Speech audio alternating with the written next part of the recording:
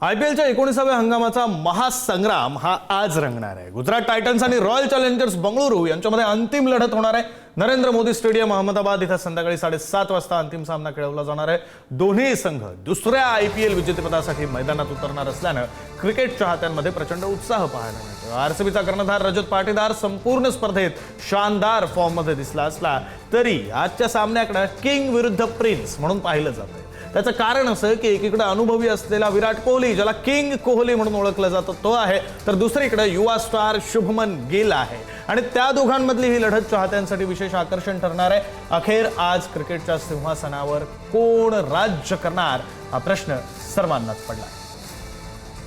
24च्या अंतिम सामन्याला आता अवघे काही तास शिल्लक राहिलेले पाहायला मिळतात।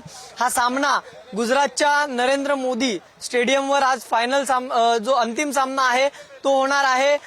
आरसीबी आणि गुजरात टायटन्स यांच्यामध्ये हा सामना होणार आहे। खरं तर दोघांनाही यंदा दुसरा चान्स आहे फायनल जिंकण्याचा, अंतिम सामना जिंकण्याचा। त्याआधी आपण जर पाहिलं तर मी सध्या दादरच्या छत्रपती शिवाजी महाराज पार्क परिसरामध्ये आहे आणि इथे सुद्धा आज रविवार असल्यामुळे क्रिकेट प्रेमी खेळाडू इथे क्रिकेट खेळण्यासाठी येत असतात। आपल्याला पाहायला मिळालं तर आपण जर पाहिलं तर इथे अनेक जण हे क्रिकेट खेळण्यासाठी आपल्याला इथे पाहायला मिळतात। आपण अनेकांना विचारणार आहोत, त्यांच्याकडून बऱ्याच गोष्टी जाणून घेणार आहोत। खरं तर काय वाटतंय मित्रा, आज आरसीबी आणि गुजरात टायटन्स मध्ये सामना होतोय, कोण जिंकेल, काय काय वाटतंय नेमकं? गुजरात टायटन्स जिंकेल. हो, दोघांना एकदा चान्स मिळणार आहे। गुजरात टायटन्स जिंकेल, त्यांचा होम ग्राउंड आहे। गुजरात टायटन्स दिसेल.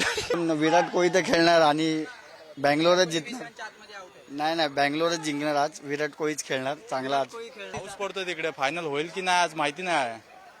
जर फायनल नाही झाली तर कोण जिंकेल, काय म्हणजे तसं असं तरी बघितलं तर आपण पॉइंट नुसार नाही पण मॅचच्या सिच्युएशन नुसार जीटी जिंकणार आहे गुजरातच।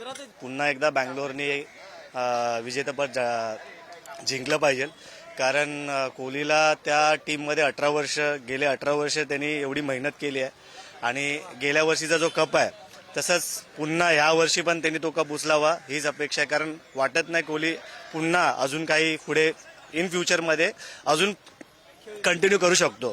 तर अपेक्षा करतो की ह्या वर्षी तरी पुन्हा एकदा बँगलोरने जिंकावं, फक्त कोहलीसाठी। व्हिडिओ जर्नलिस्ट सुरेश सावंत, मी धनंजय दवे, पुढारी न्यूज, मुंबई।